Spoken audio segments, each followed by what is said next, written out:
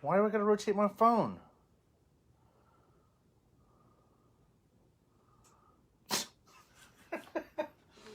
I don't want to do that. Don't tell me what to do. Okay. Thanks, no one's telling me that. Check your phone. Let's check it out. Check. Testing. Okay, let me turn my volume down now. Okay. What's up, Mike?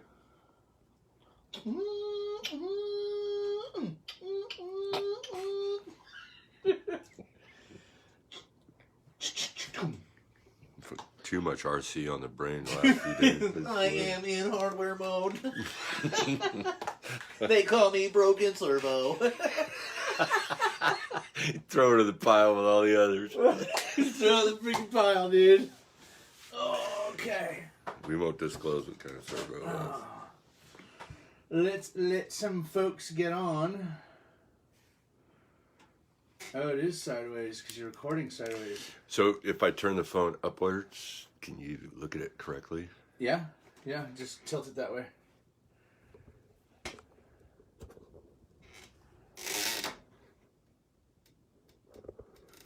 Proper ramifications. There we go. Oh, it's really not that far behind tonight. What's up, Jay Fitch, Anthony Steele, Jason Sullivan, Mike Cedrio, Jay Fitch. Let a couple more people get on here real quick.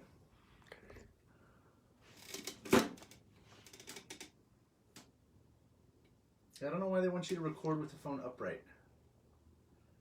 Doesn't make any sense. But it looks... Yeah. It's probably just this phone. Well, let's dive right into episode 8 of Shark Frenzy. Hey, everybody, it's Daniel Judd at Judd's RC Motorsports. As with me always is Rich Levac. Always lately. Always lately. Just not late. And tonight we're going to do some light tire tech. This is, whether you're prepping your tire or whatever it is that you're doing, whether you're racing off-road or you're racing whatever, you have to start with a good base. And I'm not going to say that what I'm going to show tonight is the right way or the wrong way. It's just my way. It's how I do it. It's how I've been doing my tires. So we're going to walk through mounting and gluing and balancing tonight. And then we're going to talk a little bit about wheel offsets and how that can give you different looks on the body.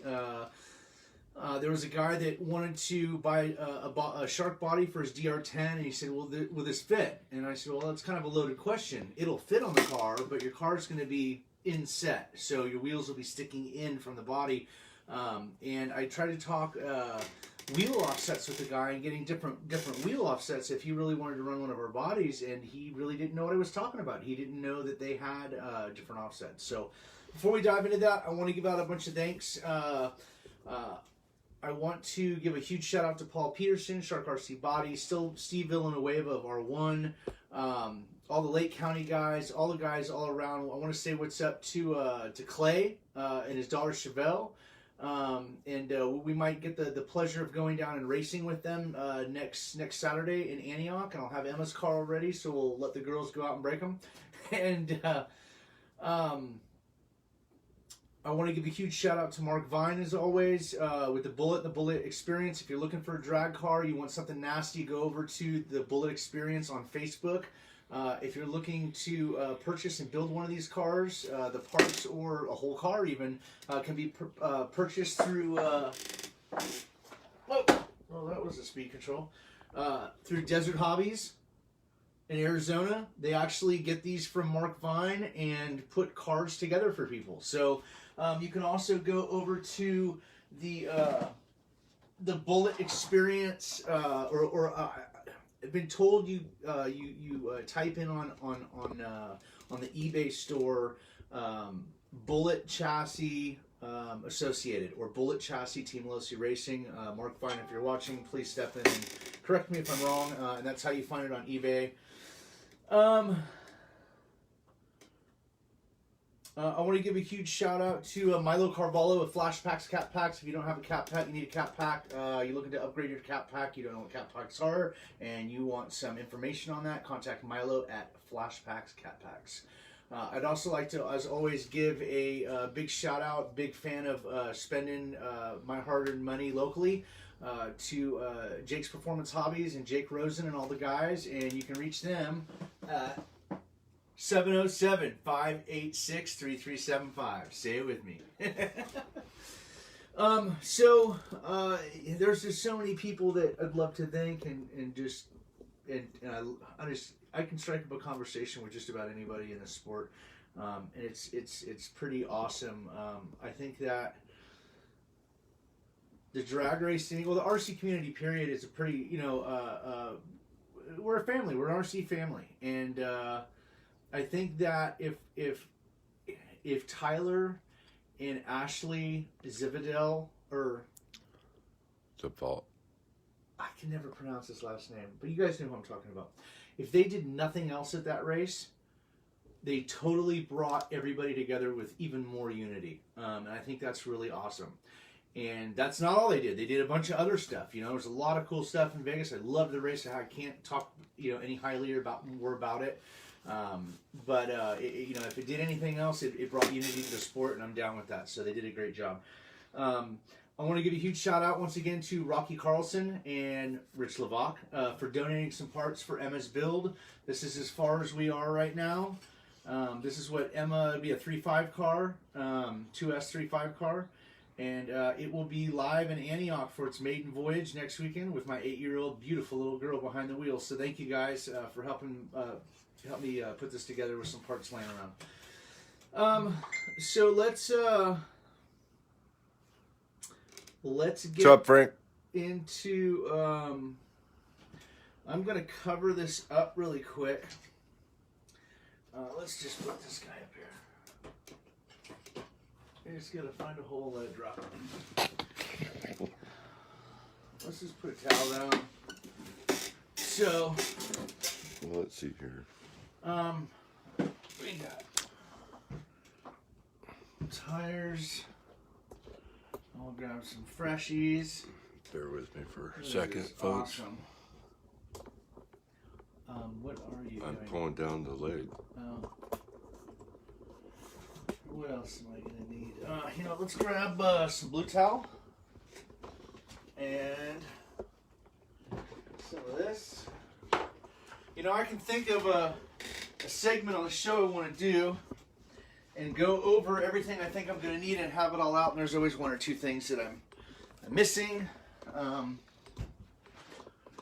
I believe right behind you, Rich, is a brand new tube of glue in a package still. Can you grab that? Thanks, sir.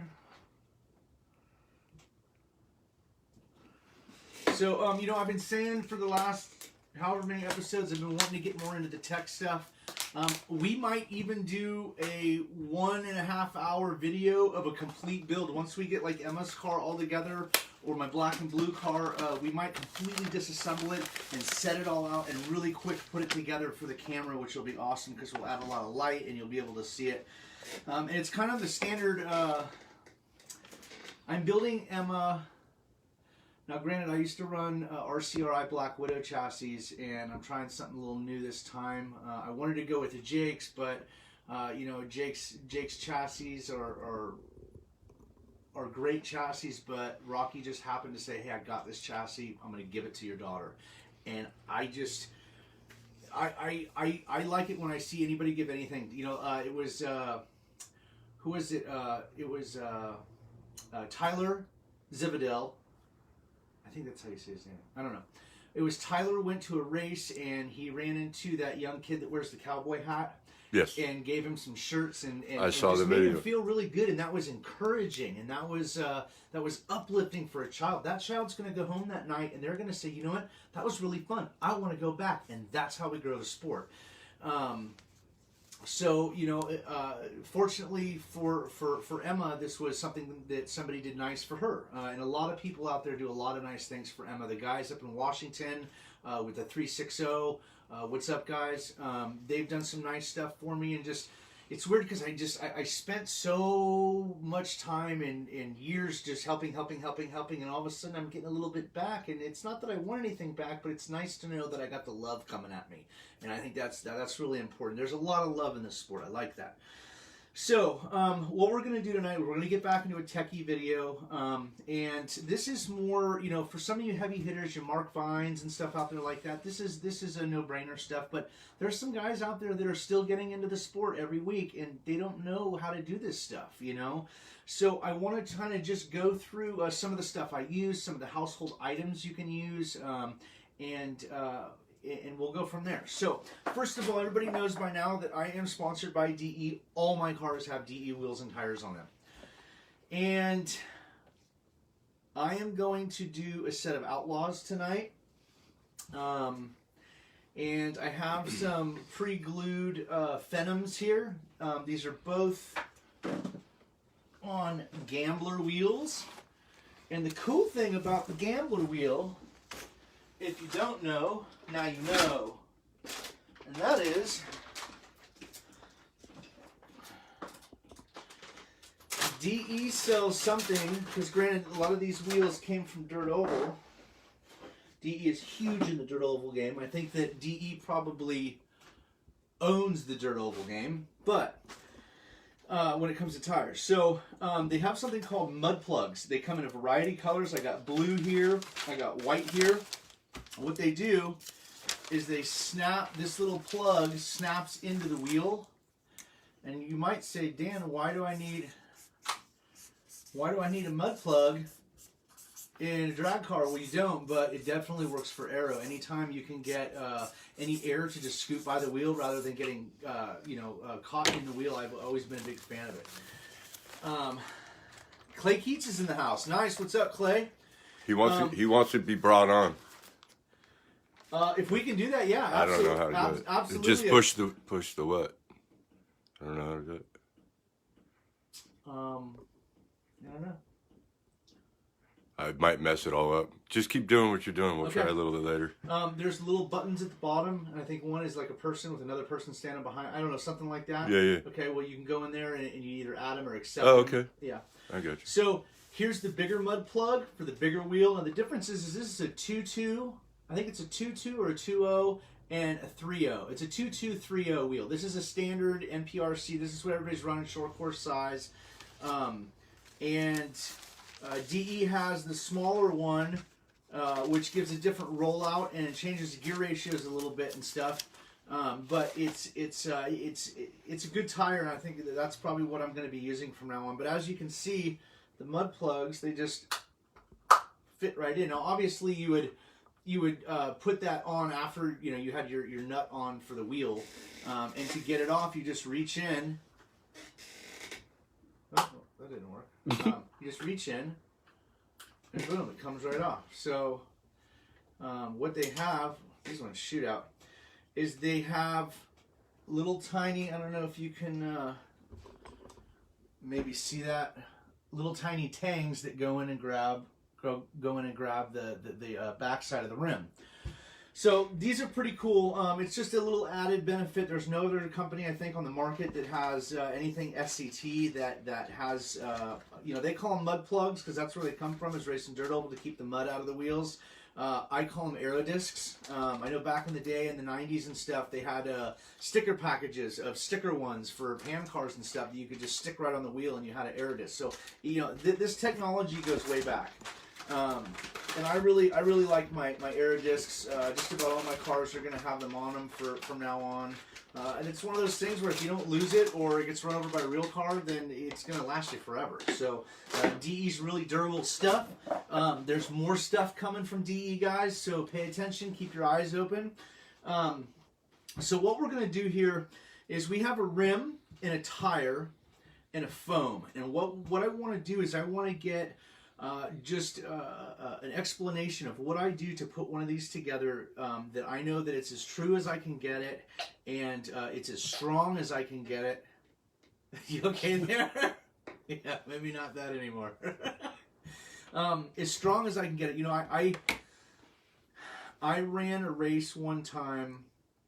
I started doing this about 3 years ago, and it was when I'd only been into it for about a year, and I had made it up to the top of the list where I was at here in 707, and I had a race, and I had the guy by 10 feet, and about 80 foot on the track, one of my glue beads gave out, and it just blew, and the car shook really hard, and I had to shut it down, and he went right by me, and he won, and I swore to myself I would never ever lose a race to another blown bead. A lot of guys are using, I'm seeing an uprise of people using bead locks. If that's what you're into, you like that, that's okay.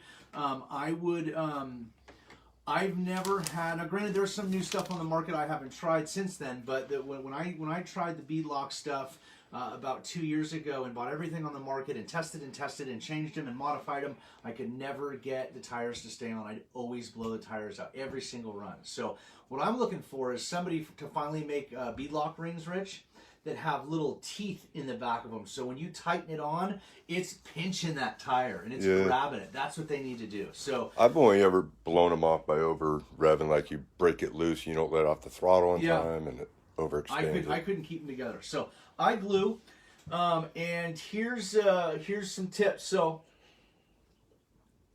a couple of things that I'm going to use to do this process. This is 70% ibuprofen. It's not ibuprofen. Isopropyl alcohol.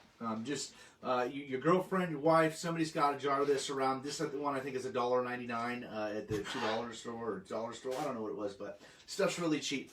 I'm sure a lot of you out there. Why am I not still on this? There we go. A lot of you out there have a drill, so we're going to use a drill. And this right here is actually something that I made, and I'm going to show you what I use it for in a little while. This is just a cut-off rear slash axle, and the pin, and the hex that goes with it, and that is an arbor for one of the steps that I'm going to do to the tire, or to the rim. Want to close up on that so they can actually see it? Yeah, so that's just... that's good. You're it's good a cut axle, and it's just the pin in the back. And I'm going to use it as a chuck or an adapter.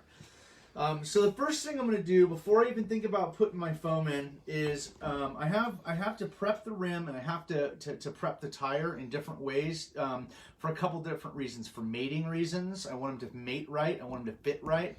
And also, I want to know that my glue is going to have the absolute maximum hold point to make them strong. You can have, it's the same reason why you don't, they tell you not to put a halogen headlight bulb in a real car with your bare hands, because there's oils that you can't feel that you don't know are there. And so we're going to clean some of that stuff off. I'm going to show you how to do that. So the DE tires, like a lot of other tires, I think my Panthers used to be like this. If you look really closely here, you know what, can you just hand me one of the flashlights, and then I can make a spotlight here, and people will really be able to see what I'm doing. So as you can see here, from the casting, there's these little tiny, on the inside, it's only It's hard to see. It's too much light. Is it too much light? Yeah, right on you. If it was different. Go back. Yeah, you can see pretty good right there. Okay. So as you can see, there's these little tiny pieces of rubber from the molding process, and they're all around here on the inside. My Panthers used to be both sides, but this process that DE is using, it doesn't have anything on the other side. The other side's flawless, which is the outside. So what I'm going to do is I'm going to take all these little rubber pieces, and I'm going to glue them together and make you a necklace, Rich. Yeah. I just want to make sure they're out, because if you're trying to get this bead to seat, and you have, is it okay? Can you see that? Yeah. Okay. All right.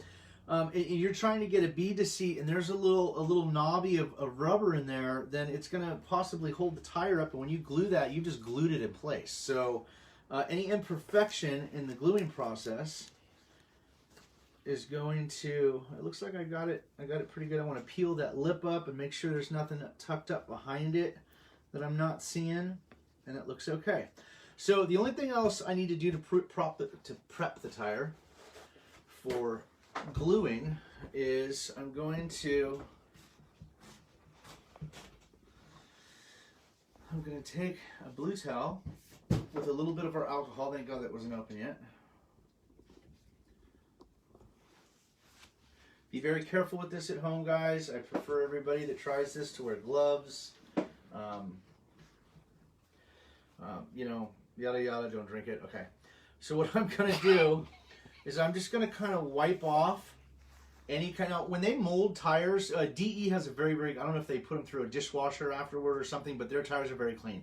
Some tires, like I've had raws that come really dirty. It's not dirt. What it is the powder in the mold. And what that happens is after they inject the tire mold with the molten or the liquid rubber and it dries, it's easier to get the tire out of the mold and get the mold apart than, you know, to cover it all. Almost like a talcum. It's like a talcum, yeah. So, and if you glue to that, your glue won't hold. So, I'm gonna clean off both beads really good. Just because I can't see it doesn't mean it's not on there. I just want to know that I got a nice clean tire. So, we're gonna put that aside. Actually, you know what? I'll just clean another one right now. Oh, I gotta clean it too. So we'll do that again. We'll take all the rubbers off.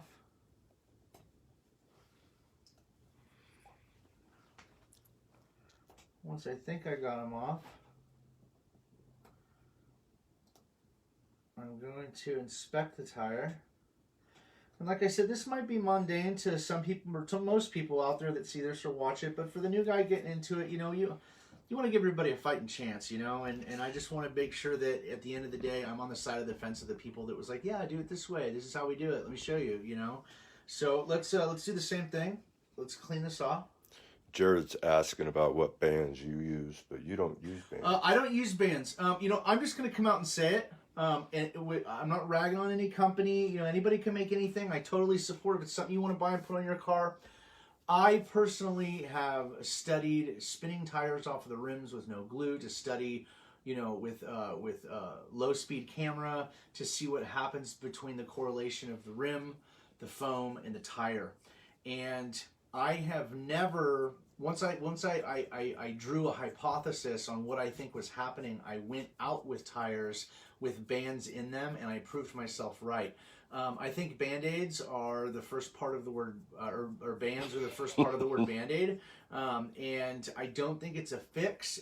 If you run them and they work good for you, then by all means. The people that are making the bands are very high quality. I mean, some of the 3D printing they're doing is just awesome. They're beautiful, whether they're blue or they're green. They're very tough. They're very durable. However, no matter what I did to the tire, no matter what tire I used, even with a band in it, the tire would still grow. It's a combination of, I think the foam wants to expand first, and that's what helps push the tire out. But the tire does have some expansion all on its own, because let's face it, we're getting it hot and it's thin rubber. So, you know, I don't use bands. If they're only working a little bit, the tire's still going to expand. I'm going to tune the car around what the tire normally naturally does, and lose some weight in the process. So. We've cleaned some tires here. We got some clean tires. They don't have any rubber on them. If you could just keep an eye out for questions, because it's hard for me to. Up you, Rich. Rich is way to answer that one, by the way. That was quality information. I just want to say we've been up since 5 a.m. this morning. I took Rich and popped his on-road cherry. Rich came over last weekend, and we drove my daughter and mine's Euro trucks out front, and he fell in love with them, and he's been up at the on-road track. What's up, Blake Cannon up at 707? What's up, Matt Kidd, one of my close best friends? I took him up there. We built his Euro truck 2 nights ago. He had it all completed last night. We went up today, and we just had a blast. My Euro truck was just on fire. He had his first learning experience at an actual race with transponders and a computer system and the way that real races are run. I had a great day with my US GT car with 15 seconds left of the A main. Well, it was good fun. It lasts a lot longer than a couple seconds, that's for sure. Yeah, it is. It's a 6-minute race is a little bit more strenuous on the mind than you think it is. So US GT, I kind of struggled all day, but did pretty good. And then I struggled just enough to get me into the B main, and then I won the B main and got transferred up into the A. And the A, I think I still finished like 4th. But with like 30 or 45 seconds left, all of a sudden my car stopped turning right. I had left, went around the left really good. And then about 10-second mark, all of a sudden I tried limping it and just to finish the race. I don't want to have a DNF.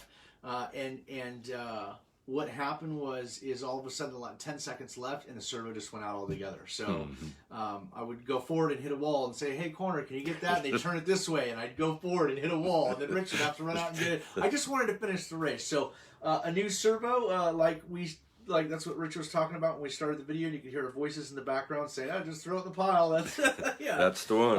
I think that one. That's a $70 servo, so it's not super expensive, but it's worth rebuilding. But anyway, let's continue on. From the camera angle, it looked like you had bands in the tires. I forgot the DEs have those ribs. Now, here's another thing. We don't believe that a tire has to be belted to not grow. And that's some technology that's being worked with. I think the first part of that was the ribs. You can mic these out, and these are thicker than Panthers. So when a Panther, even hardly anywhere, brand new, they expand. They're soft. These are soft enough to where they're sticky as heck, but they're thick enough. And not only that, I caught a lot of runs in Vegas off of one set, and it's still not even U'd out where the traction, or where I was the contact patch, and I'm gonna still reuse them. So, man, look at your hands. Just wiped the tire down. We were both touching them. I just cleaned those. Okay, so the only thing I don't like about the DE wheels is, now when you usually do like buggy wheels and stuff, when you put here, let's grab another one. I'll just put one of these together because we're not gluing this one. I just want to put it together. So when you glue a tire for on-road, off-road, or whatever, usually we'll use this small little tip on it, and we'll peel it back, and we'll drop glue in there, and then bring it down and drip glue in there, and then bring it down and drip glue in there. The problem is some of these glues dry so fast that if you have a bead that gets hung up going back into the rim after you've pulled it back, then you've just, there's a good chance that you might not be able to work that out, that you've caused an imperfection. I'm looking for the best balance of a wheel and the strongest wheel. I don't care what it looks like. I don't care if it's the ugliest thing and you want to make fun of it. I'll say it 100 times, I'll say it again. I'm about function before form. I want to look good. Everybody wants to look good, but I want my car to work first. I don't want it to break. And this is how I'm achieving this. So what I do, instead of working it like a buggy tire or something like that, I glue my tire right in place. I get it all perfect. I do have a question. Yeah, what do you think about the tire, the little machine, the glue machines? I've never used one personally. There's so many little knick-knack tools that you can buy in RC. You could buy them all and still have more to buy. So some stuff I like to do at home. I don't want to scare beginners away with, hey, you have to have this machine, and you have to have this, and you have to have that. I want to say, hey, dude, go ask your girlfriend and get some of this. This stuff will wipe or clean your tires off pretty good. Well, you'll see. You'll see how we do it. Yeah, you'll see how we do it here in a minute. So what I do is I band around the tire to keep it exactly in where I've worked it in, so it's perfect. And then I just put a big fat bead of glue about a 1/16 inch off onto the tire and a 1/16 inch off to the rim, and it turns out looking like that. I don't know if they can see that. You can see it. You don't even have to put it in the light. Too much glare with the light. And as you can see, the glue, when you do lay a bead that big, is unbreakable. You're not getting this off of the wheel, okay?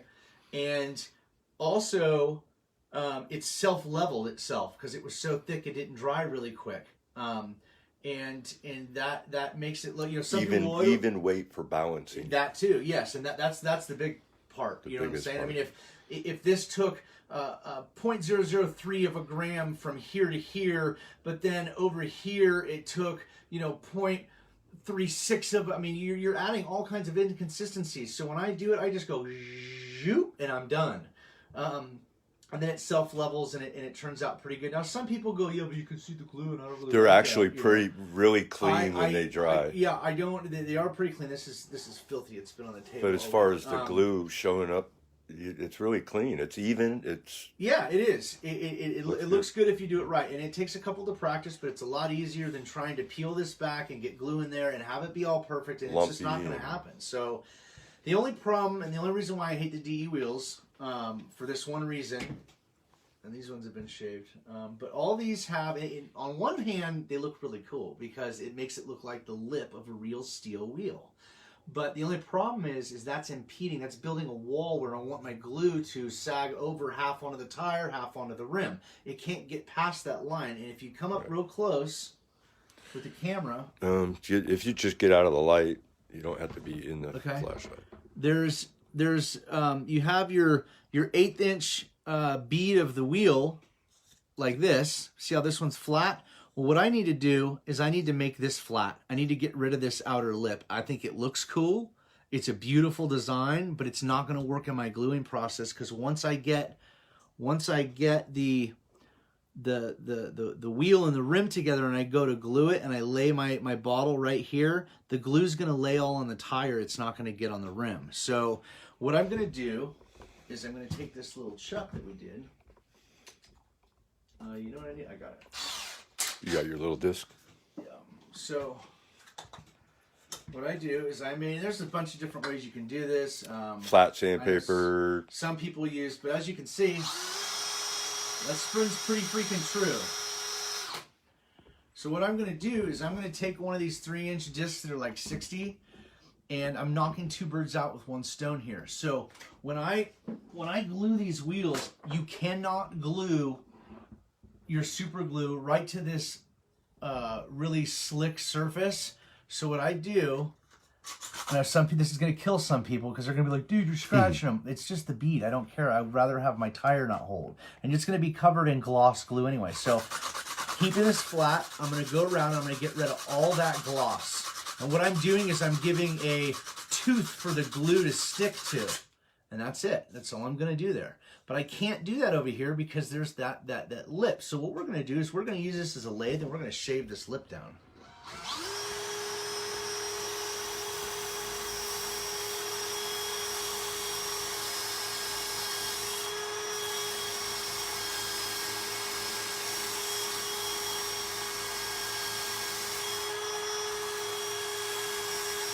That's it.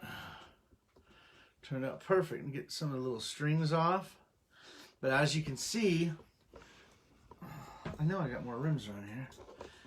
This one has the lip on it, and this one doesn't. It's nice and flat, and it's got a tooth I can glue to now. So let me finish this one.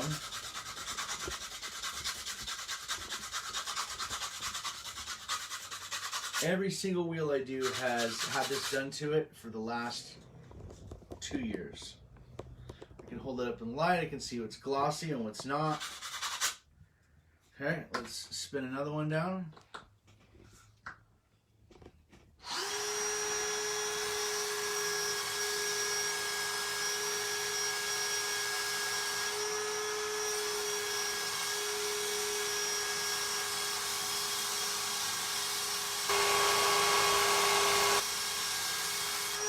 Ooh, that got a little warm.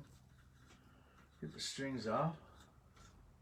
Who makes the hubcaps and what wheels do they fit? These are made by DE. These are all DE. Oh no, ginger ale down, dude. That's good. That's why I laid the towel down. So, these are made by DE Racing. These are called the mud plugs. They make 2 different sizes because there's 2 different size wheels, and there's 2. Look, here's the difference in the wheels and the tires. These are both Gambler wheels. These are Phenoms. These are Outlaws, Street Outlaws. And both of these rims on their website both have tire plugs or aero discs. Let's call them aero discs. And they come in blue, white, black, orange, red, green, They make a bunch of different colors. So, you know, it looks really cool when you got them, you know, in your color scheme and stuff like that. So, I have to just drop down. So let's, this one's shaved down now. I'm actually going to even add a little cross hatch to the front now. Because the shaving down, the main part of that was to get rid of that lip. But I want to make sure I got a good tooth. Oh, let's sand the back of this one and give it a tooth.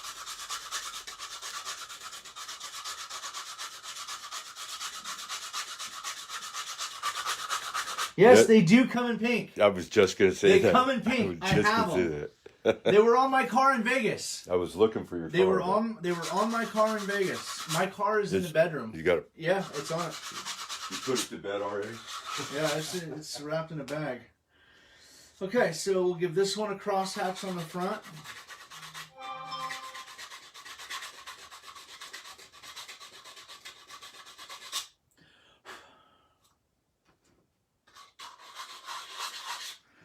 Okay, so now I've prepped my wheels and I've prepped my tires. Let me prep my... No, you got them laying around somewhere. They're not on it. They're not? They're not on it. Oh. I don't know.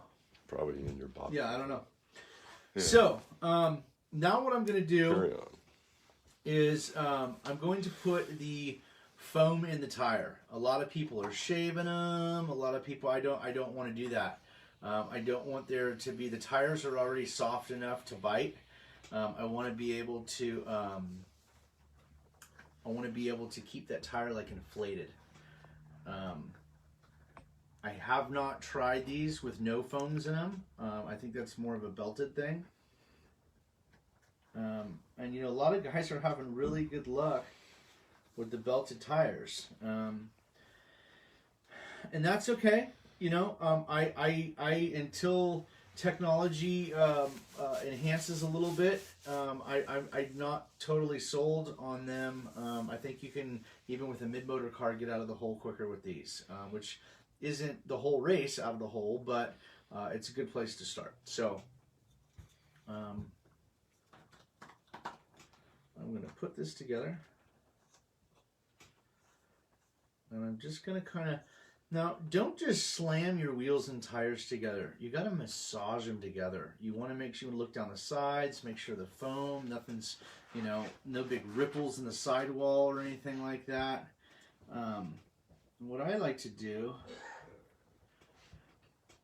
and as you can see, that just fits just perfect. Now it's ready to glue. I can even take the alcohol and give it one last swipe. Now, there's a lot of companies out there, and if that's where you want to spend your money, my hat's off to you. I personally, the first time I found out that they had, that somebody sold, like Proline, I guess, sells the tire gluing bands. And I'm like, okay, I think they're like $12.99 for 4 of them. And I'm like, well, I do like 20 tires at a time. Yeah. How am I going to do that? I'm not buying $100 or $150 worth of bands. So, for you guys, another household item. These are like $3.99 at Staples, any kind of store like that that's got any kind of office supplies or whatever. And all these are is big-ass rubber bands. So, what I'm going to do is I'm going to come out. Oh, well, that never happened before. Usually they grab those rubber bands pretty good. It's hard. More tire sauce. What's that? More tire sauce. Well, it's hard doing something that you've always done standing up over there, sitting down in front of a camera. It's just a little different. So, these aren't tire bands, so I use 2 on every glue. But you know what? The bag comes with, I think, 200 of them or something like that. So who cares, right? And you know, if you pay $12.99 and you can only do 2 sets of tires at a time, I can do 200 tires for $4. You know, and I'll be able to reuse them and reuse them. You know, I gave him a handful the other day because I'm never going to use 200 rubber bands to glue tires. So now that we have put the wheel on and massaged everything into place on both beads, we're not going to worry about the back bead. If it's off a little bit, looks funky, don't worry about that. So the first thing we're going to do is we're gonna. Oh, I wanted that one glue in the package for a reason. Do you still have the package? Mm-hmm. Throw it away. I think that's brand new. And this is the old one, right? Yeah. Okay. So, whenever you're gluing, guys, especially if you're new, you wear a. I wear this when I do super gluing tires. Because the chemicals on super glue, even in this bigger garage rather than a bedroom or something, they're really nasty fumes. And you might not notice that it's that bad, only gluing like one set of tires. Lift the camera up a little bit.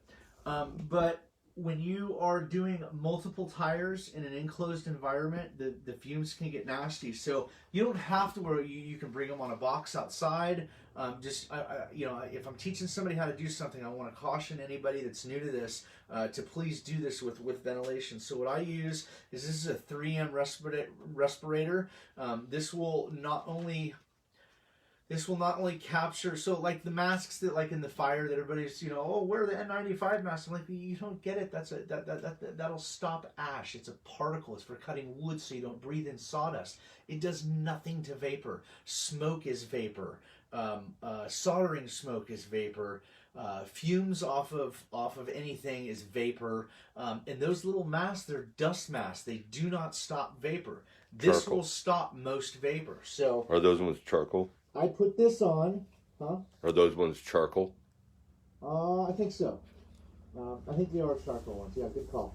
And this is just a respirator, and I'll tell you what, I'm doing it sometimes, and I have so many tires gluing that it's like burning my eyes like onions, but I can't smell it, and I know I'm not breathing it because I got this thing on. So if you're doing a lot of tires, guys, take the time, spend the $10, just do something other than just murdering your lungs with the smell of super glue. So I get this at my local store, Jake's Performance Hobbies. It's an Ultra Cure orange. This is what I like to use on my tires. I guess I can do it here. But you're gonna have to put it up there on that level table as soon as I'm done. I'll hand it to you because I want it to dry on a level surface. Yeah. So what I'm gonna do here is I'm going to. I can't rotate it. Hold on. And now this does eat up glue. This uses a lot of glue, but when this dries, a lot of this is going to settle, so it won't be this big looking. And boom, I let that sit for a good 2 hours. So yeah, put that up there. Now let's do another one. So let's work our foam in. I'm hoping. Yes, Clay, they do come in pink. I had them on my car in Vegas. If you look at any of the pictures on Judd's RC Motorsports, you can see that the car had pink discs on the back. They don't at this time, Dave or Chris Vieira, wink wink, make them for the front drag wheels by DE that everybody's using, those badass skinny ones. They don't make them for that, but we're trying. It's something that I've relayed to them. They're like, yeah, we thought about that already. So hopefully, I don't know as of right now, but hopefully in the future, I can get Dave over at DE, my sponsor, to make some of the plugs for the front wheels. Because if you're gonna go aero, you go all the way aero, bro. Just a couple comments on there. Yeah, go ahead. About the drying process. Use zip kicker so it dries it quicker. I don't think that's... You can, but you're adding a chemical on another chemical. Right now, I'm not... What's that? In a pinch. In a pinch, you could. Absolutely. That's what the stuff is for. If you have time to let it dry, let it dry. If you have time to let it dry, absolutely, Rich. Let it dry. Let the chemical that's in the glue do what it was designed to do on a clean surface that has a... So what have we done? We've cleaned this so we know this rubber is clean as we can get it with alcohol. It is sterile, okay? If there's anything on there I can't see with the naked eye, it's gone. Then I have not only brought down that wall, but I've given my rim a tooth. That glue is going to stick to that tooth like you wouldn't believe. You can back up a little. You're good. And it's on both sides. I've gotten rid of the shiny part. Between the tire being clean and this rim being shaved down like that, it's gonna hold on for dear life. So let's get this other one worked. It takes you know, a couple seconds to get these in. Now, another thing I want to mention is I had a guy want to buy a shark body, and he didn't know about offsets of wheels. You guys, the adjustability of the cars and the aftermarket following is second to none in RC. And if one wheel is sticking in on your body and you want to push the wheel a little bit out, you can get a different offset. Now, what that means is, does it change the way it looks? It can. But some wheels are designed to not show you that change in back spacing or offset. And what I mean by back spacing or offset is this opening right here is what is going to go with the axle hex on the car is going to be in. It's going to stop right there. So as you can see, most of this wheel, the wheel ring, is actually towards the car, making this wheel kind of narrow, okay?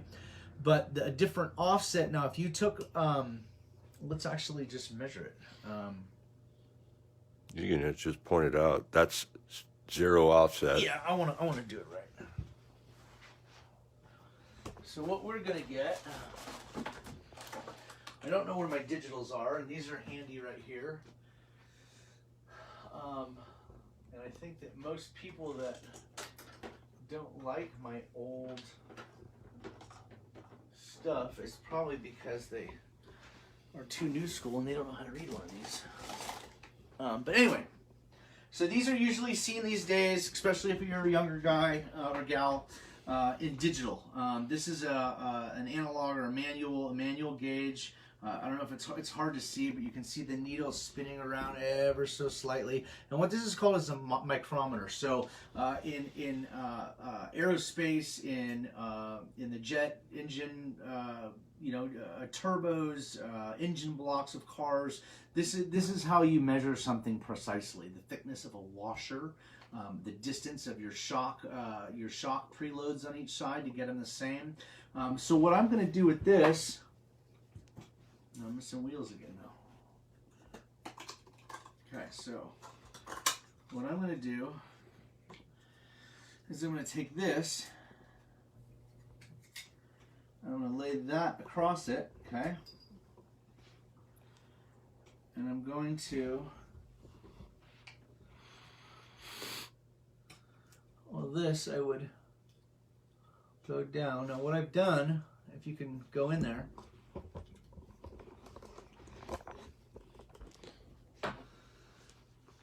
is I have a depth from the top of this. Now I have to take the thickness of this ruler into consideration because that's not part of the offset. But whatever's left is going to be the offset. So that is, I don't have my glasses on. That is 1.222. So it's 1.22 inches. So I'm going to take this, I'm going to mic it.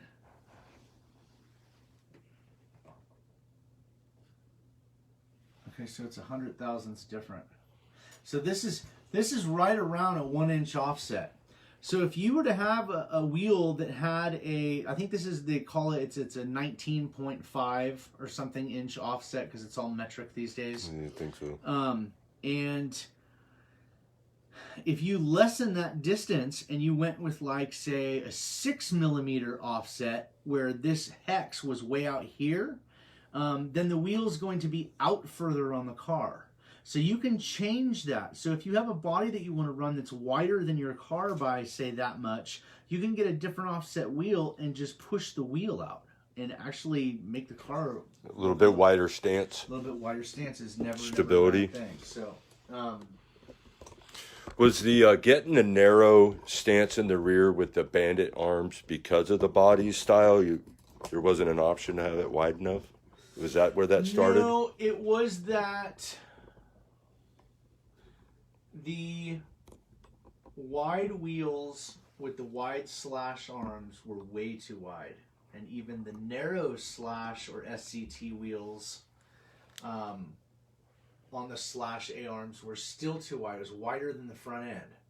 So the whole point behind it was to make the car as even as possible. I don't want an inch sticking out on either side of the front end. You know what I'm saying? Yeah, but what I mean is, is it because there weren't bodies available that width to handle those arms? Because there is bodies wide enough now. No, but for a majority, when this all started, the majority of the bodies were Parmas that people were using, and using the bandit width arms with the front slash tires with a wider offset, with the narrower arm in the rear and narrow axle and camber rod and everything, was just a perfect fit for it. You know, so it just worked. And then from there, cars got narrower. You had cars come out like the DR10 and you know, stuff like that. I know Tim Smith's got a lot of nice chassis, and a lot of them are really, really narrow in the rear. You know what I'm saying? Right. I like a little bit wider car. I think I think that when you really start leaning on it, you need that stability. You know.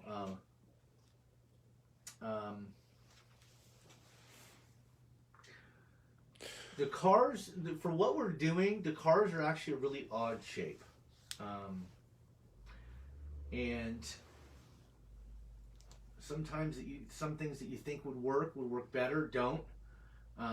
And I've run an aero car. My first run in with an aero car was when J Concepts came out with the Fox body. Anybody knows me knows that I spent 20 years building, the F bomb there. Beep, beep. Yeah, $100,000 road race Fox body. So I had to get a Fox body. I love the Fox body. I still have it right behind me here. And the only problem is I had to go bandit arms in the front. Then that wasn't enough, so I went from the gray wide hexes to the black narrower ones in the front. That wasn't enough. I had my wheels leaned in at 6 or 7 degrees each, and it just, by the time it was all said and done, it kind of looked funky just to fit under the body, and it didn't work. I think I raced it once or twice that morning, and then I finally said, forget this, and I went and grabbed my backup car for the day because it just wasn't working, and I immediately converted back to the wider car. I went back to the slash arms with the extended little hexes to get it even wider with a inside offset to get that tire out there a little bit more. So what we're more saying, stability though, and stance for me worked pretty good. Is that? But it's change. Game is changing. Things are changing from. No, for the beginner, what I'm trying to say is that there's a lot of accessibility to different parts, and not all parts are the same. So if you see a wheel by Proline online for sale, don't think that has the same offset as any other Proline wheel or any other wheel on the market, because everything's different. So really do your research, or reach out to somebody that may know a little bit more about it than you. And see if you can achieve what you're trying to, your main goal is with the car that you're building if you're new. So let's get this other tire back together.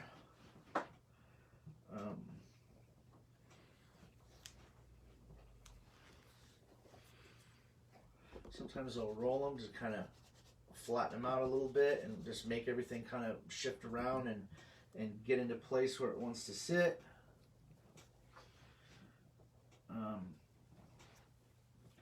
And again, I'm just kind of massaging that bead into the rim. But now we're going to take some rubber bandies. And with the full foam, the tires don't fit in there all the way. They're not perfect. They pop out a little bit. That's kind of where the rubber bands come in with the second massage. So we get one on there, two's tight.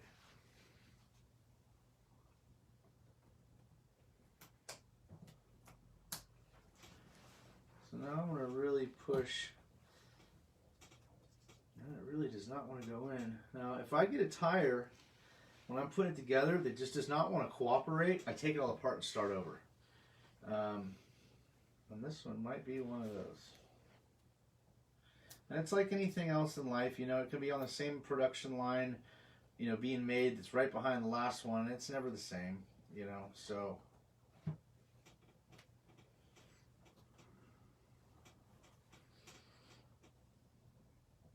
What else we got here? Paul Brower said I've been using those same rubber bands for years. I'm very happy with what I've seen out of my DE tires so far. Something just looks funky. As far as assembly wise? assembly wise, well, just quality. They make good quality stuff. I'm really, really proud to be running their products. Well, when things fit together, it makes it a lot easier. Yeah, this is just not going together right. I don't like it. And sometimes you got to do that, guys. Sometimes, you know, something doesn't feel right, and you got to take it apart and see what's going on with it. You know, I've met a lot of guys that, you know, will just inspect my cars and then go out and buy every single thing and then show up at the track and be frustrated why they're not winning. And it's like, well, dude, it takes a lot more than that. You can have all the parts in the world. You got to know, you got to get them all to hold hands and sing Kumbaya together, you know. And it takes a lot of work. There's a lot of work that goes into this. I want to give a big shout out to the friends I made down in New Mexico. They were really nice people, Sean and his girlfriend, and so let's try this again. Let's start with the back. And now, so the one thing is these have ribs on them, and when you're pushing that tire and foam over it, they can get scooted at different, you know, depths when you put it together. So when you lay it flat, you might have it'd be perfect all the way around, and then one part of the sidewall might come out a little bit and go back in, and that's because that foam is sitting over pushing it out. So I'm not just looking this way and seeing that it's seated on the tire. Yeah, this is fitting much nicer now. But I'm also looking down the side of it and making sure that it's nice and true. So yeah, I like this now. This is gonna work for me. I'll tell you what, never say, screw it, it'll be fine. Because if your gut or your eye is telling you there's something that doesn't look right, there probably is. And once you glue it, you've just... Can't go back. Screw the glue, I guess. I mean, you wanna make sure that... Okay, so this one, as you can see, is fitting really, really nicely now. There's no gaps in there. It's just hugging it like it was just made for it, which it was. So I'm going to glue this one up, and we'll let it dry, and we'll move on to the next segment. Break this off.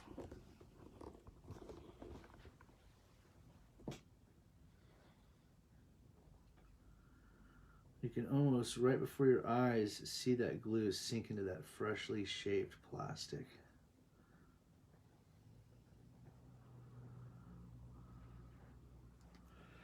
Yeah, that one I got a little sloppy on, okay? I'm not Picasso! So if you want to set that one up there, everything looks good, it'll self-level. I will be back after this short ginger ale break. Because I spilled mine all over the dang table.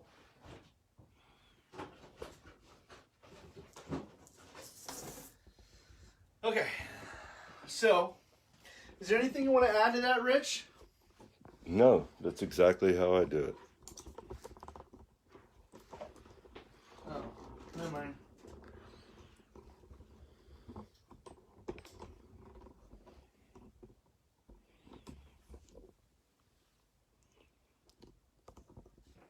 It's only my second time working a camera, so be patient. Okay, so, what else we got here? What up, Jug? Glad to see the show on tonight. What's up, Wade?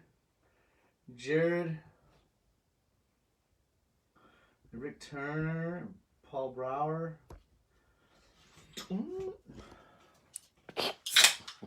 So, balancing. Once you have a solid base, well, you know what? That's what I was going to say. So, once the front of this is glued, like we're doing now, you can peel the rubber bands off. Those will probably be rubber bandable in about 15 minutes, and in about 20 or 25 minutes, they'll be ready to flip and glue the other side. So what I'm going to do when I do that... Depending on heat. Yes, if it's absolutely, cold out, yeah. they're not going to dry as quick. If it's 31 degrees in your workshop, then you might want to turn a heater on, or this is going to take all night. So what I'm going to do is flip it over. Let's pretend this is not glued. I'm going to put my two rubber bands on. Okay. Then what I'm going to do is I'm going to excuse me. I'm going to massage the back of the wheel and make sure I'm getting that bead in right. And once that bead looks perfect and I'm happy with it, and I have both rubber bands on, or one if you're using, you know, like these bracelets work great. I wish I had a box of these bracelets, but every gas station wants freaking $4.99 for a freaking pink bracelet. It's like, get out of here, you know? Boom, 100, you know, or 200 or whatever. So, and then I'm going to do the same thing. I'm just going to run my glue around here and put that nice big fat bead all the way around it. And that's what can use up a lot of glue. Because this does necessitate, you know, using a lot of glue, but you're not getting that off of there. You will rip the rubber of the tire before you break that glue bead. So that's what I was going after. Once you have the fronts, what I do is I do everything you've seen me do, and I get, say, 10 of them, 5 here and 5 here, all rubber banded, and I glue them all one at a time, set it aside, glue it, set it aside, glue it, set it aside. Then, once that happens, we do the flipping and the other side, and then once that's all done, you have a good solid base. You got a base now. You got something that you know is true. Has been cleaned properly before gluing. Therefore, the glue is at its maximum performance. And you got, you know, a good bite to it with the cleaning of the rubber and the shaving of the plastic. And you're just not going to break it. So once that happens, now we have to do, and that right there is a very, very important part of putting a wheel together, is to making sure the whole thing has the exact same amount of glue on it, and it is put together properly. You know, if there's a 1/16 of an inch crack right here, a 1/4 inch long, that is sticking out a little bit where it didn't push the bead all the way in, and I glue it like that, you're going to see it on the track, I'm telling you. So, usually... Hey Dan, what's your take on when you get it all together and everything looks good, all within your seam, all the bead looks really good, but you have a tire that kind of falls off a little bit? What's your take on it? So if you have a little deformity, like I have a perfect little crescent moon right here in the tire, and as I turn it, there's a little portion of the tire where the crescent moon is still there, but it's kind of shifted over. Well, what's going to happen is I have a little bit of foam bunch in there, and centrifugally, the first time you know, give it a little bit of gas, not going to take much, just a little vin, it's going to actually kind of scoot that foam into place, and it'll be fine. So don't get, as long as you've nailed this out of the park, and you've nailed this out of the park, you did it exactly like I just told you to. You're not gluing the foam. You're not gluing the foam. The foam is in there. Is in there voluntarily. It moves. No, it's like it moves around. It's free to move around the cab. It is. It's freer to move around the cab, so it will float around and settle where it wants and centrifugally true itself. So the next part is we want to. Yeah, that's alcohol. Was that wet? No. So what I did is I took the backs of these wheels with the alcohol, and I'm cleaning them out. Why, Dan? Why would you do that? Isn't it clean? No. Well, there's going to be powder from super glue in there, and even if it's, I know I got one more of these somewhere. Oh, it's the foam's on it, dumbass. Thank you. Good call, Rich. Yeah, you bet. So does this one got any? Yeah, perfect. So can you see that? What about ballooning? Can you see the white powder in there? Look in the screen. Can you see it? Mm. Can you see the white powder around the outside of the rim? The light's shining. There you go. Yeah, okay. The light just seems to... Yeah, everything. you can see it right there. Okay, what we want to do is we don't want what we're about to do to the tire to get on that, because it ain't gonna... It won't stick to it. So, this thing's got something glued on it. See, and you ain't getting that off, so it is what it is. It'll balance out like that. So what we're going to do is we're going to balance. And I can't remember how much these cost. If somebody knows offhand, chime in, please. But this is a... I'm going to come over here. It's a little flatter. This is a tire balancer. It's actually not a tire balancer. It is a propeller and prop, so airplane and boat balancer. And I use it for wheels, and it works really, really good. So... I think these are about $25. I don't know if somebody can chime in. I don't remember how much they are. They're not much. You put them together, you can break it down. You always want to make sure it's completely symmetrical and that it's the same on both sides. And basically what holds it all together is just a piece of rubber fuel line. And there's some cones here. And there's a lot of different balancers. I had 2 or 3 different ones that were just the one arm and the wheel would be on it. So it was really like this on the balancer. It was just one arm. And I never, as soon I could take wheels off of that and find so much more with this. This is just so much better than any other balancer out there on the market. I'm sorry, I'll put this thing. This is a cheap Dubro. Dubro makes airplane accessories and stuff, flight gear. They've made stuff like this for 40 years. So they're a good reputable company. It's a cheap product and it's the best product. So I'm going to put one cone in the wheel. And what that's going to do is that's going to find the hole in the wheel and it's going to center itself. And then I'm going to piggyback that with another one. I'm going to use my spring, my push plate, or my washer. So it's just, and then this is going to put pressure on the Just spring. like fuel line, right? Yeah, it's just fuel line. So we are going to spin this tire. So I can give it a little wobble, make sure it's in there good.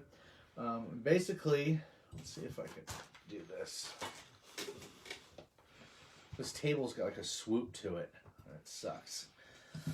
So what I'm going to do is I'm going to give this thing a little spin, okay? And what I mean by this is every bit of important as gluing your tires and having a good base.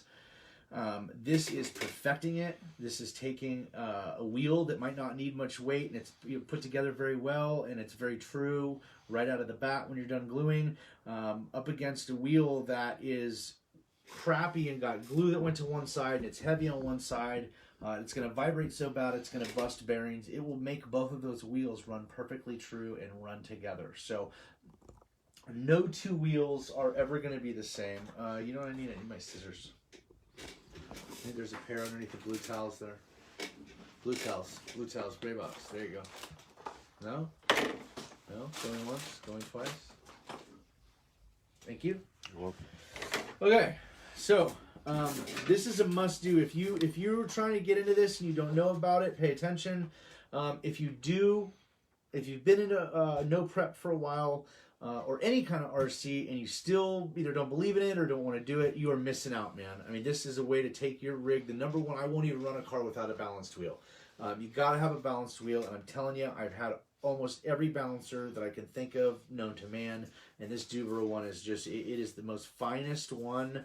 It's like jeweling weight. I mean, it's so precise. So this is actually really heavy. It's lead tape.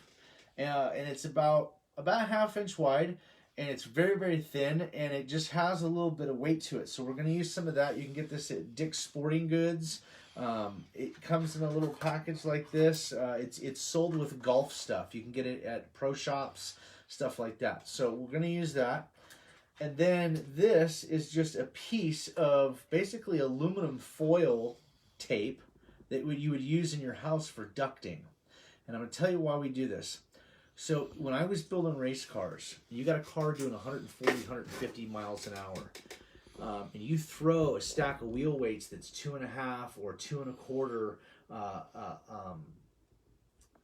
You don't want to lose wheel weights at that speed. It can take. I mean, that something that minor can really mess the car up and possibly be dangerous. So when we're done with a real race car, putting the wheel weights on the wheel, we then, when it's all done and it's perfectly balanced, then we cover those weights with aluminum foil tape so it won't fly off.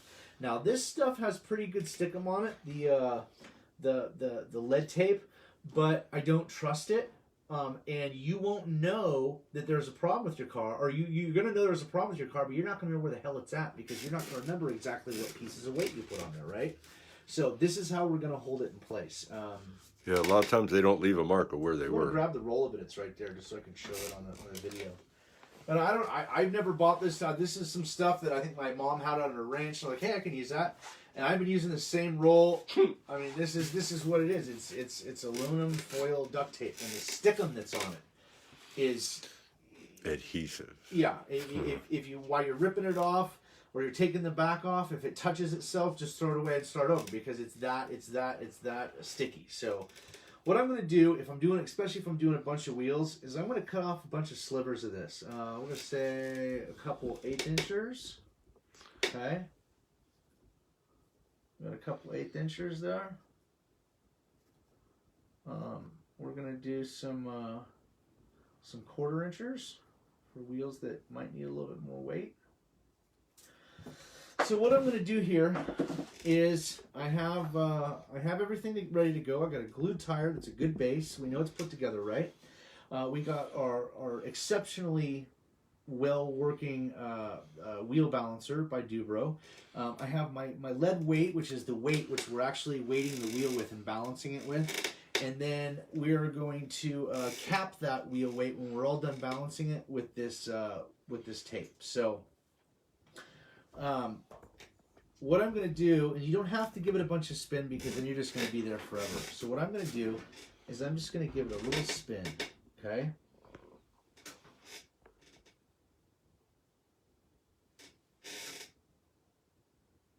Now, even though the tire looks like it's wobbling a little bit, that's okay, because remember I said some of that foam is bunched up. And either way, even though the foam, when you hit a high RPM with it, at first it's going to settle itself and take that out of the tire, you can still balance it now because the weight is where it wants it. You're not going to ever turn the foam inside the tire. So, if you were curious about that, you can always put it on something and expand it enough to where it sets and then balance it. Here it comes. Can you see the spokes moving or no? I can't get it that tight on it. The one thing you can't do there, Rich, is bump the table while we're doing this. So you can't bump this thing. You can't touch it at all. You got to wait till it stops perfectly. See how it's rocking back and forth? That means that gravity is finding the wheel's heavy side. And where is it going to point that heavy side, Rich? The heavy side is down below. It's going to go down, and we want to add weight to the top. So as it stops, I'm going to put my finger. Actually, you know, I'm going to start with, and this part takes a little bit of getting used to. That's why I cut out about a bunch of different sizes, you know, like 5 or 10, depending on how many wheels you're doing. 5 or 10 1/8 slivers, you know, little tiny 1/8 slivers, and then 5 or 10 1/4 slivers. And as you do more of them, you'll get more of a feel by how much the wheel's going to want or where to start, by how hard the rock is back and forth. So I've done this quite a bit. I'm going to start this. So what we're doing is what we eventually want to accomplish is being able to stop the wheel after spinning with our finger anywhere we want and not have it roll to a different location. I could really use my glasses right now. And I have no idea where they are. So we know that's the heavy spot. So I'm going to put my finger, this finger right here, this finger on the top, is going to go right through the center. I want to do the center line. Why? Because I know that's the exact opposite of where the weight is. So boom, I'm going to grab it right there. Put the weight on it. Now this was down, and a straight line up is going to be the lightest, so that's why I added the weight there. As you can see, my finger's there, the weight's right under my finger. So now Rick Turner's asking how much extra weight. Next to nothing, Rick. It doesn't weigh anything. That tape see how it's that still you put rocking, over the Bob? weights, it doesn't weigh anything. See how it's rocking back and forth, and it's putting my tape still at the top, so I know that we don't have enough weight on it. Now, if it rocked back and forth and still had a heavy spot, and I looked in there when it was done and my weight was at the bottom, that means you added too much. So when you have that problem, you don't have to take it all off and start over. You just take a razor blade and cut a little tiny corner off of that lead and try it again, and cut a little more off the lead and try it again until you lighten it up enough to where you're achieving a full balance. So this I'm gonna it's not a hard rock, and you can tell by hard rocks on some wheels and tires when they Yeah, hard rock. But they need a lot more weight. So I'm going to take this guy, and I'm going to put a little sliver on there, more of weight. And we have two little pieces. We have a 1/4 inch and an 1/8 inch piece. And I'm going to spin it again. And you want to be really careful not to bump whatever whatever you're doing this on. Now see, I'm not seeing a big amount of weight really snag it back. Oh, this might be balanced right here.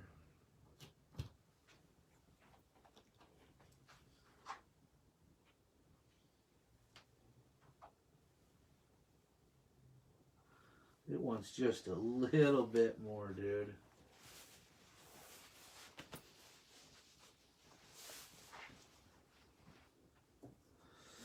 Okay, so we're going to take an 1/8 and we're going to cut an 1/8 in half. Which is what? It's a 20 bag.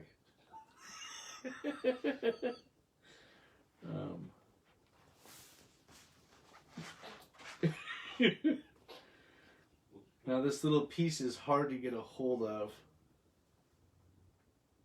Yep, my weight's still right at the top, so I know that I haven't gone enough yet. So now I got 3 little pieces. I have a 1/4 inch wide strip of this cut off, and I have an 1/8 inch, and then I have a 1/2 of an 1/8 inch. So now let's see what it does. Give it a roll. The weight is going around.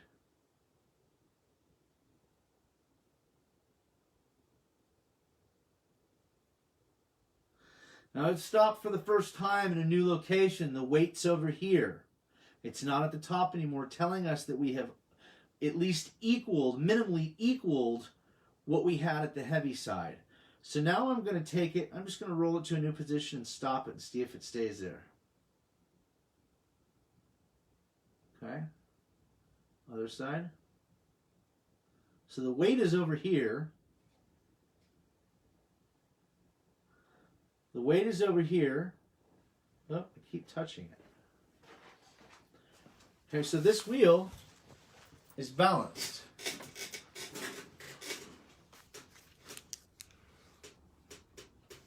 It's going to stop at some random place. Those weights that I've been putting on it are not going to be at the top anymore. Unless it's just my bad luck and that is happened to be where it stops. But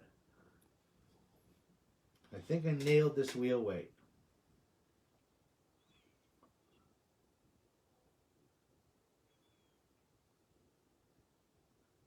See how fine it's spinning? So the weight's over here to the side. Okay? So this wheel is perfectly balanced. I mean, perfectly balanced. So what I'm going to do, and you'll notice when it has, when a wheel is unbalanced and it goes to that last rotation and swings up and lifts the high point and then brings the high point back and swings back and then half of that and then half of that until it settles. You'll tell, is it a big one that comes swinging back, or is it one that comes swinging really slowly? And the closer you get to balancing a wheel, the finer and longer it's going to turn. So basically, what I'm going to do now, I know as I have a balanced wheel, is I'm going to take this and cut just as much as I need. And what I'm going to do is I'm going to take those 3 little pieces of lead tape that are stuck there balancing the wheel, and I'm going to cover them. Now the reason why, some of you might say, well dude, you just balanced it and now you're adding more weight to it. You're not. This aluminum right here, 1 inch of this would probably equal to 10 feet of this roll. I mean, it's super light stuff. So you can rip it in half like paper. So it's tin foil. And what I'm going to do, can you get down here? Let's see if I can stand up and do this. So what I'm going to do is I'm going to cover that lead tape, and now I'm just going to work it onto the rim really good with my fingernail. Come on. Damn phone. Okay, now I have my lead tape in there, and it's being covered by aluminum tape, and that aluminum tape ain't coming off. And you'll see what I mean when you work with this stuff. Sometimes when you get 1 or 2 little pieces stacked on each other and you're getting close, you'll go and a piece will fall off. You'll be like, damn, the stickum stuff on this stuff. Well, that can happen at a race. And if you have one of these and one of these balancing a wheel, and you lose that little piece of crap right there, that right there, just ruined that tire, and you don't know it. Do you know how much weight you had on every single wheel that you did? Absolutely not. So you want to keep it dummy proof. And what I mean by that is it's something you don't want to have to be thinking about at a race. No, I know for a fact that it ain't a wheel weight. I don't have a wheel out of balance. That'll keep you from balancing your wheels between runs. Exactly, or you could do that too if you really wanted to. Now, once you do this and you feel a car, you're like, oh my God, it's night and day with balanced wheels. You're gonna get used to that new feeling, and it's gonna feel good. And when you do have a problem that arises with a tire, either it throws a wheel weight, or you bend a wheel, or you snap a foam. Snapping a foam is one way that, oh, my wheel weight's there and the wheel looks okay, until you feel around and you go, oh, there's a split in the foam. Well, you just changed the weight distribution of that wheel. So I think that it's a really, really good way to not only make your car faster, it's more than that. It's a must-have in a drag car or any race car. Consistent. Consistent. Do you have any idea how much freaking wheel weight these things took? These things got like the kitchen sink and my armoire, taped to them. But if I didn't, with this big old Valenian motor I have in here out at the beach, these things would shake and it would wear the A-arms out and it would ruin the bearings, and it wouldn't be very efficient, and I don't want it to be that way. I want it to be smooth. So that's these have been balanced. The front wheels on this have been balanced. Everything, my sedan cars here, just about everything has been balanced. So let's go to some questions. Anybody got any questions, or maybe something I didn't touch on? Yeah, you're gonna get a new camera guy? That might. No, I like the one I got. He's cool. So yeah, we'll be going live from Rich's phone for at least for the next couple of weeks, at least the next couple of days, till I can figure out what the heck happened and why somebody could get so butthurt over something so stupid. I mean, to me, that's like saying, you know what, dude, you got a gray mailbox, and that's unacceptable. I'm calling the police, and I'm on the phone to the police going, you know what, dude, you guys come down and arrest him. He's got a gray mailbox. You'd be like, what? What? But in this case, the people that were crazy that were complaining about the gray mailbox and the police. Hey, you got to be careful what you say on here. They might shut me down. Oh, yeah, okay, never mind. Scratch so that. Anyway,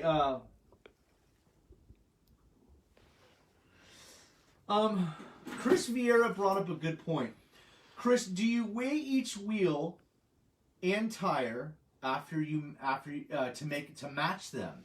So what if I have two tires that took a lot of weight and two tires that didn't, and they're just in a stack of big wheels? Do I want to pair those up? Absolutely. I have my own, let's call it the Judd method. Okay? Oh, God. You know what? I'm going to show you what I do there. So, as you're doing these wheels and tires, and some people are going to say, you do what? But hey, you guys asked. This is what I do. So these are DE wheels that I've already glued, shaved. Everything you saw me do here tonight has been done to these wheels. So, as you do a bunch of these, and as you do maybe bigger lots of them, and you gain more confidence, you've done more and more of these, you're gonna notice patterns. And what I mean by that is you're gonna notice that some wheels take a buttload of weight, and some of them just don't take a lot of weight. Some of them are you have the unicorn. Somehow the universe came together and that tire was twisted just right with the foam inside and mounted on the rim, and it only took a half of an 1/8 inch one, and that's all that it took. I think in 30 plus years of RC racing, I think I've seen maybe 1 or 2 unicorn wheels that you're like, okay, that can't fucking be right. I mean, that can't be right. Again. I know, bad meaning bad, no bad words. I owe $2 to. Oh, and Emma's not here, so here, give me a pinch. Give me a pinch. I ain't gonna pinch. That freaking hurt, old man. Jesus. Okay, so anyway, let's get back to it. So. Oh, yes, Chris Vieira brings up a great point. It's something that is the final thing. So this tire that has been shaved and toothed and cleaned and sanitized and glued and now balanced, and then you've capped the balancing. This is ready to add whatever you want to the, yeah, like Rich says, this is ready to go on a car. Now, I'm not going to put it on this car and run it, or put it on a car and run it just like this. I'm going to condition it. I'm going to maybe heat it. I maybe even add some sticky stuff to it if I'm going to track. But this wheel is ready to go. Now, before I just throw them all in bags, Chris is absolutely right. I match them up, and here's how I do it. So I actually do it as I'm doing the balancing, because I've done so many of them. I'm like, okay, that was like a B.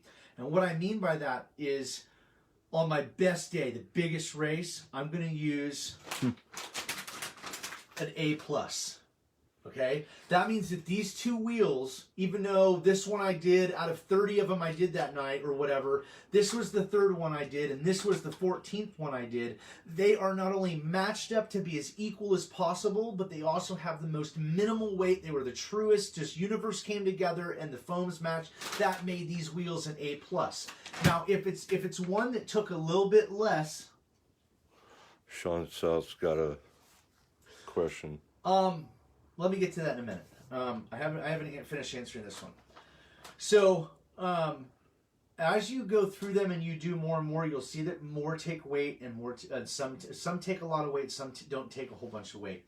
And as I'm actually balancing them, I'll be like, okay, this one, this is. I usually split it up into threes. I have ones that I'm going to use for like my B minuses. Okay, those are going to be used for testing. Okay. Then I have my B pluses and my A minuses, and those are going to be like my everyday, it's got to be a race tire and it's got to be, somewhat precise. So I'm going to use these wheels to go race in this race day. In Vegas, I was using A and A plus wheels and tires, ones that were just out of a heap of wheels and tires were just the best. So when another way possible to do that is to, like Chris said, weigh each individual wheel, and you could do it that way. And you know what? I've been doing it my way so long that I hadn't even thought about that. I got 3 different kinds of scales in this room, so maybe I'll start doing that, Chris. Thank you for that tip. But yes, you can. If this one is if this one's 72 grams and this one's 76 grams and this one's 73 grams and this one is 75. Well, I'm going to put the 75 and the 76 together and the 71 and the 72. And I know that this is probably going to be my better set. There's less spinning, or a lot less spinning mass there. Well, maybe not a lot. I mean, you're talking between the two tires. You have to consider it's unladen weight. It's not suspension weight. And that's how I feel. That's kind of how I feel about the bands. Again, if you want to use them, every single person I've made or seen that made bands, they're beautiful products. If you like them, they work for you, cool. To me, they just seem like it's more weight for my motor to turn without that big of a payoff. Now, if there was next to no or even 80% less stretching in the tire carcass, then I would be on board with them. On tires that I used to get, my Panthers used to get a 1/4 inch of, once they're ballooned up and you're spinning 70,000 RPM, I'm only getting a 1/4 inch of contact patch. It maybe went from a 1/4 inch to 7/16. So it wasn't that much, If there's some other way that you guys are using them, that's fine. I believe in a DE product. I believe using this product just like it comes from the manufacturer, if put together right and put together safely. Remember, guys, you guys are using chemicals here. We got alcohol. Excuse me. We got bottles. This glue right here, if you're local, or if you're not and you don't have a hobby shop local, you can reach out to Jake's Performance Hobbies at 707-586-3375 during the week, Tuesday through Saturday, and he sells these glues. It says Jake's on it. This company will pretty much put anybody's name on it, but Jake has his own glue, and it is this exact bottle. It's the orange one. This is the one that if you call them and say, hey, I watched Daniel Judge show and I'm looking for the orange tire glue, this is what they're going to send you. So this is the only glue. It is fast drying. It is super strength, but it's a little bit. It's not the thin stuff. It's not something that is going to just drip all over the place, and you're gonna be like, oh crap, there's super glue everywhere. It's gonna be something that's a little bit. I don't want to say gel because it's not that thick. It's just thicker. It's thick glue. It's not like water. It's not runny. It's more like steak sauce. So, And you are correct. It unsprung weight. Unsprung weight, Chris. Thank you very much. Yeah, it's all these little things add up. You know, a good friend of mine, Matt Kidd, used to say, dude, it's not about tweaking this little thing or that little thing. It's about tweaking that little thing and this little thing and those two things over there and those things and replacing those and then doing this with that you've never done. And next thing you know, you just gained a 1/10 of a second. That's huge in the racing world, okay? Anytime I can gain a 1/10 of a second, I'm in. And so all these little steps, like, maybe there are some new guys out there going, geez, this guy takes this shit way too, seriously. This is the kind of stuff it takes to win. You guys, if you're into this and you're watching the heavy hitters, you're watching the Mark Vines and you're watching the Daniel Judds and you're watching the this and you're watching the that and the Joshua Jones and the Codys out there of the sport, this is the kind of stuff that they're doing that makes them that fast. Now, this is just the freaking tires. You can imagine what this brain comes up with putting a transmission together. I don't buy a Pro line and switch a 48 pitch spur gear on it and then put it in the car. That whole freaking training gets ripped apart right out of the package. Different bearings, diff modified, diff fluid, my own special grease that I like to use in the gears. We really go through everything. It's those little aspects that all add up at the end of the day to a W in the checkered or in the winner's circle. So, I hope that this helps somebody. Usually in my videos, it seems like they have a pretty good track record of helping people. So, which really is why I want to continue to do it, because it really, really feels good to help people. I know Rich likes to help people. Rich is a really nice guy. And everybody I have backing me right now are just really nice guys, I like that. I like cool dudes. Answer the question. What question? About, Sean asked a question about balancing after a few passes. Does it help? Used to be it didn't matter because the tires didn't last long enough. Well, but how many runs are you getting out of a set of tires? If you had the weight and you could flat spot a tire, okay, then that tire is going to be deemed unusable on a race car or race application anyway, okay? As the tire wears down, the tire is wearing down being balanced. So if you use that backup tape and you know for a fact because you've used it that you haven't lost any of your original balancing lead, then the whole tire should be balanced unless you damage it or smack it and has a little wobble to it or something like that. And all these wheels, all of them, J Concepts, they all have a little bit of little wobble. If you flat spotted a tire, you could see it. If you inspect your tire, you'd see. So my answer to the question is no. I don't believe that. Unless it's a specific situation where you think, that's the one set of tires you got, and you got to make sure, then redo them. Make sure they're perfect. It's not so much going too far as it's not necessary. This tire is going to wear the way...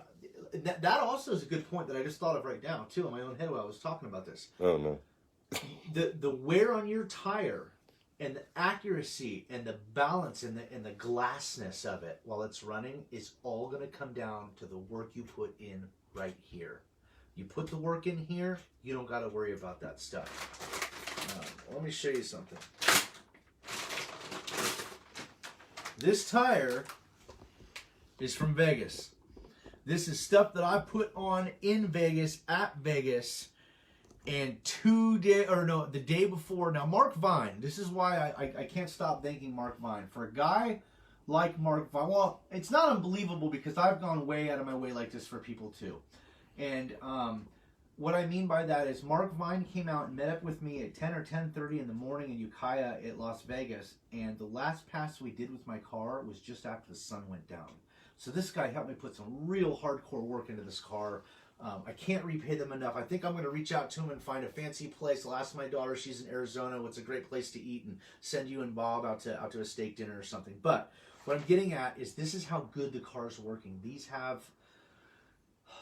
Chime in, Mark, if you see this. We did 20 passes, 25 passes at IKEA, which is very, very, very aggressive. And then all the running at the Vegas, which for me wasn't too much. But the moral of the story is look at the wear on this tire. It's just broken in. I mean, there's so much of this tire. That's why it's in a bag still, because this was an A+ bag, which means even these are some of the best tires I've ever put together, and they're barely worn down. All those passes, all one after another. I mean, I got to tell you, without I mean, we were raping that car the day before the race, making sure it was perfect.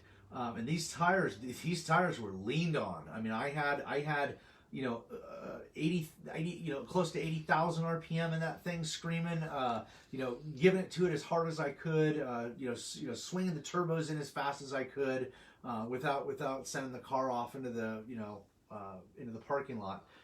And they just, I don't know, I could go on and on. DE makes this a really good tire, but the moral of the story is this tire, look at that patch, is just freaking perfect all the way around. You know why? Because I put the work in and I balanced it. And it's balanced, and I know it's balanced. And that balance has been locked in by that aluminum tape, and it ain't going nowhere until the tire flies apart, and it's no good anyway. So, Chris Fiero, we know you love DE Racing product. Chris is a guy. So Dave owns DE tires. And Chris is kind of, I want to kind of say is, a good friend of his, but also kind of his right-hand man from what I've seen. And Chris really knows these products. If you have a technical question, you can reach out to me, but also reach out to Chris too. He knows them. I'm still learning the products, guys, because DE makes so much stuff. But I 100% agree with you, Chris Vieira. I love DE products.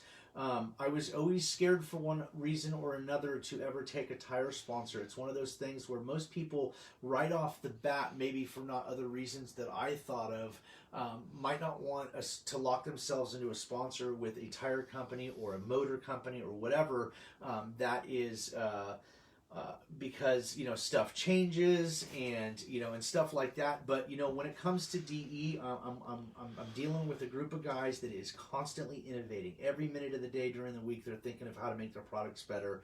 They make a great product. They make an all-American made product right here on this soil. So God bless America. I know we can all get behind that, and I'm really, really proud that because it's all Chris. I owe the DE sponsorship all to Chris. Without Chris reaching out to Dave and saying, "Hey, Dan Judd," Dave's dirt oval, old school dirt oval guy. He didn't know the hell I am, and he really vouched for me. Chris did, and went out of his way and set that up, and then told me about it. And I was like, wow, So that was really awesome. And I'm going to continue to push and peddle their products. Because I believe in them. Anybody who knows me knows that I will not take a sponsor or put my name on a product unless I've used it and I believe in it. Just like Shark Bodies, R1 Electronics, Milo Carvalho's flash packs, anything else that you might see, One Up products, stuff like that. So,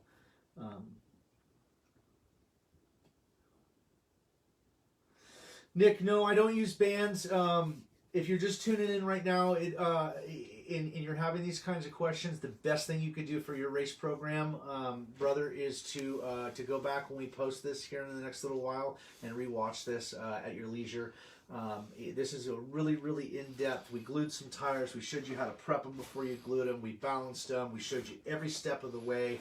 And not only that, gave you scientific reasons for why we do it, to the best of my knowledge, but no, I don't use not bands, scientists by all means. Tapes. Yeah.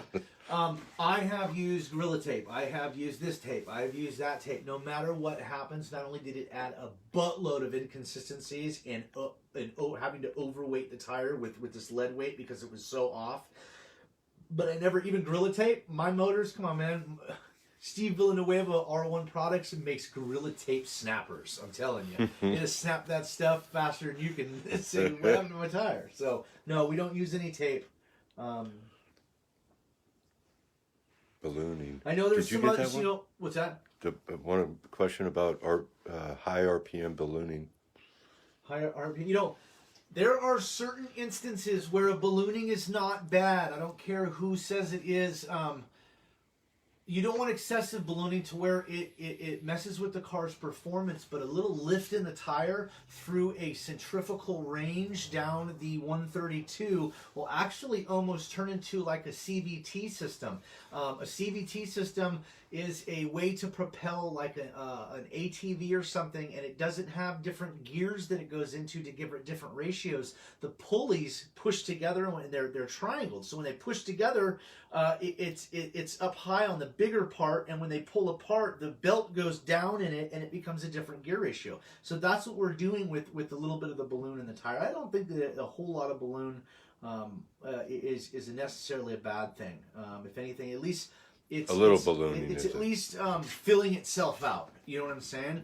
Yeah. Granted, I've seen phenomenal things from some of the belted tires. I'm not totally sold on them, especially with the processes that are implied by some of these companies where belts break, stuff like that. So I know that Dave and Chris are working on their thing. Can't say anything more about that, but just like I said, keep your eye out with good things from DE, as if we don't have enough good things already. I mean, you got 2 killer freaking tires here on the market that are some of the biggest names, or is the biggest name or one of the biggest names in the RC drag racing right now. So along with other companies, and if your buddy that your couple buddies that you're starting out with and they're already running and they run this or run that, well, you can run that if that's what you want. You're an American, you can spend your money however you'd like.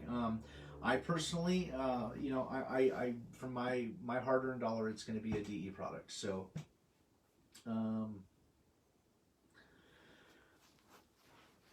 Thank you, Nick, for watching.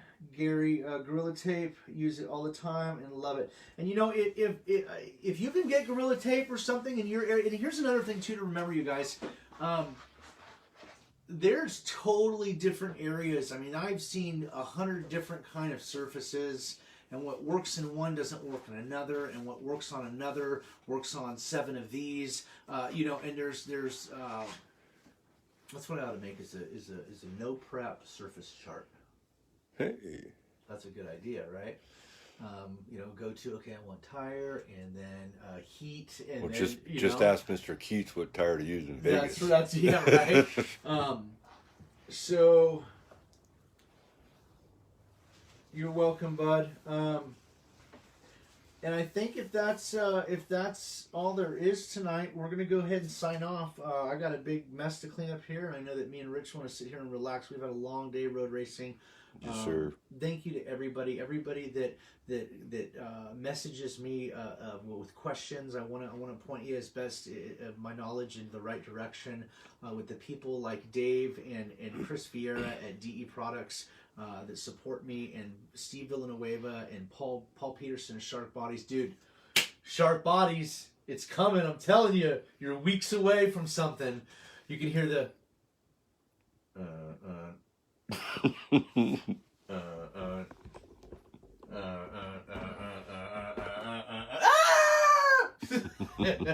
it's coming. So we got some stuff coming. I'm really excited about it. I'm actually going to go racing down in local here in California next Saturday. And guys and gals, if you're from the area, you can make the drive. We're gonna have a little short race, and here's how we're gonna do it. It's a no center line. It is a 132. It's at 9 o'clock next Saturday night here in Petaluma on. I keep wanting to say Enterprise, but it's not Enterprise. It's Sure, brother. It's at the Petaluma Airport. It's not at the airport, but it's on one of the roads. It's here. Let me just show you real quick. It is at. Oh, I forgot I can do that double. Here it is. It's an Executive Drive on Executive Drive. So when you find the Petaluma Airport, you're going to go in, and it's like a 50-foot street in, and then it tees. In one area in a square goes over to the airport, and the other one is a dead-end road, and that's the road we're going to be running on. So Executive to the left, it's a $25 buy-in. Here's how it's going to work. Everybody that's there and ready to race by 9 o'clock is going to run this night race. It's called Night Terrors. It's a $25 buy-in. I think I'm going to do an 85-20 or an 80-20 split for first and second. And then if people at the race the night of the race are down to do it, they can re-enter with more money, same prices, and run a second round. But the two money winners that won the first round, first and second, they're not eligible. So I really want to give an opportunity for more than just one guy to come out and sweep it. You know, I used to do a lot of night races, and there usually be one guy that was dominant all night, and he just went through everybody. So and when it's one race and one payout, then it's just like, okay, I'm freezing my butt off. Let's go home. I want there to be a little bit more excitement, you know. So that's how we're gonna do it. So I think that'll be fun. No center line. Just get down at the bottom. No jump. You jump, you're out. You red light, you're out. And if you break your car and don't make it, I guess you can't win. So, but there's no center line. There's no rule there. Standard NPRC rules apply. 2S battery, not charged over 844. Transmission, no direct drive. 4 independently working shocks. A body that covers all 4 tires. No prep. No prep. You guys can run whatever you want at my race. How about like that? Okay. There you go. You heard it here. VHT, you want to use syrup. I'll let Rich borrow the super glue. Here you go, Rich. Here's your bottle for next week. That's the house sauce. If you guys want to come out now, I'll tell you this. This is not a road where you're necessarily going to need any prep. This road is very smooth as far as leveling, but it has a big tooth to it. So we'll be out there early to blow it off. Like I said, guys, no pits. We'll be lucky to get 15 to 30 cars in there alone. If you guys set up pits, then it's just going to be too much, and I don't want it to draw attention of anybody or anything. So, and it's going to be a very fast-moving race. So have your car ready the day before, night before, and then bring it out to the race and have a battery charger that's set up in your vehicle or whatever. If you need help, let me know. I'll have a charger there if somebody wants to charge something. Emma's going to be running. Emma, this is going to be her first debut with Outlaws this upcoming weekend. Did you say what time it was? 9 o'clock, 9 p.m. Pacific, next Saturday night on Executive in front of the Petaluma Airport. So if you have some questions, you're thinking about coming, it's a small event, guys. I'm not looking to get a bunch of people there. I just want to give the local guys, some fun on a Saturday night. So, I think that's pretty much it. Let's see here. Thank you, guys. I don't know how much rings true of that it was that good of a show, but thank you for saying it was a great show tonight. I'm just simply, once again, sharing the information that I have, that I know. If somebody knows something better, then you can go watch that, or you can do it a different way, and that's okay. But for the most part, I want to help the new guys. That's why I started doing this a year ago, and I'm still in it to win it, and I still want to help the new guys. And yeah, so I think that's gonna be it. Thanks, Chris, for watching. Thanks, everybody. What's up, Huey? Clay's on. Clay's one of the new buddies that I reached out to, and we've been talking because we both have daughters that are the same age. And I told Emma tonight, I was talking to her on the phone. She's her mom's, and I call you when I don't have her. I call her every night or twice a day because she's the best part of my day. And I called her and I said, guess what? And she said, what? And I said, your car's almost done. She said, all right. And I said, well, guess what? And she goes, what? And I said, do you remember Clay Kiedis, the guy that won Vegas, his little girl that you got jealous because you didn't want to race, and then you changed your mind, you couldn't race? She goes, yeah. And I said, well, they live not too far away, and you might get to race her next Saturday. And she's like, yeah, Daddy. So it's already shaping up. Again, I don't care about me or how bad I am or anybody or what crew or team I'm on. It's all when compared to the kids. Yeah. It's all about the kids, dude. It really is. And if her car breaks, I'll hand her my car. And if that car breaks, I'll hand her my other car. And if that car breaks, then we'll have our asses a foot race. So, have a good night, Chris. We're going to sign off, guys. Thank you. This wraps up episode 8. Thank you to Rich Levac, all my sponsors, all my supporters, anybody who's a nice guy. And we'll talk to you soon. And I'm going to have to think about strategically how I can do a show next Saturday. Or maybe we'll do the show at the race.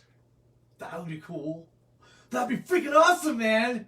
Hey, y'all got any more of them drag races? No, but hey, I will say the funniest thing I've seen in years happened What's this that? week.